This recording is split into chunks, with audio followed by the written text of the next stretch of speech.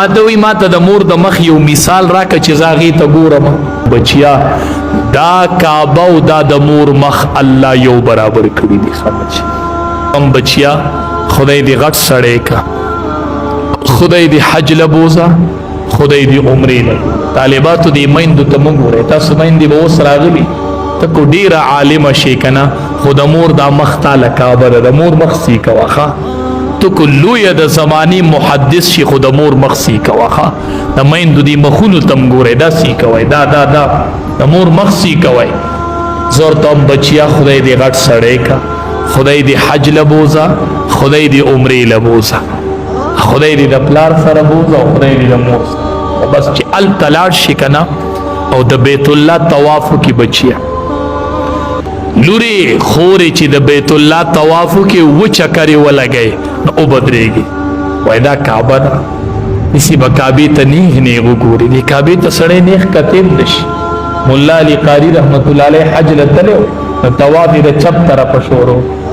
یو سړي ورته وی حضرت ملا علي قاري په کتاب الحج کې لیکلي دي چې حج طواف په د ښي طرفه شروع.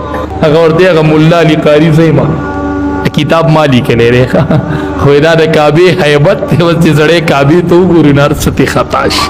قربان دا د کعبې یو هیبت خپله یې کتاب کې لیکلي چې طواف د ښي طرفه شروع کوه، چې ورغی نو طواف یې د چپ طرفه شروع.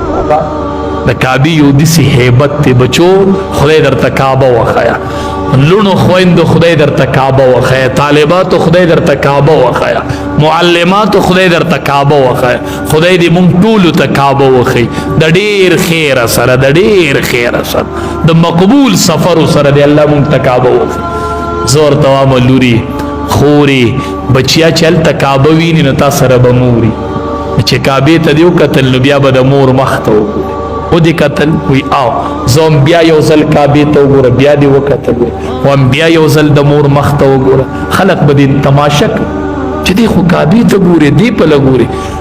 بل به وایي زه وایي تا سره یوه کعبه ده او ما سره دوه کعبه، زه ځکه اپل او دې په له ګورم. ستا سره کعبه یوه ده، ما سره کعبې دوه دي ښه. چې دوه پیرې د کعبې ته وکتل او بیا د مور مخ ته، او دریم ځل د کعبه ولیدل او د مور مخ ته ولیدل. دا د مور د مخ مثال کعبه ده، د پلار د مخ مثال کعبه ده، د پلار د مخ مثال کعبه ده. کعبې ته چې سړی وګوري الله پې شل رحمتونه راوړي، او د مور او پلار مخ ته چې سړی وګوري الله وله د یو حج قبول شوي اجر ورکړي. طالباتو میندې به م راغلي که نه، دې مخونو ته د رحمت په نظر وګورئ، وګورئ ورته بچو، وګورئ ورته الله دله د یو حج قبول شوي اجر. او دلته د پلارانو مخون سره د علم د پلار مخ ته ګوره الله د یو حج قبول شوي اجر درکړي. مونږ ستاسو بچو ته مدرسو کې دا تعلیم ورکو، ستاسو بچو ته مور او پلار ښیو. بچو ډېر خیال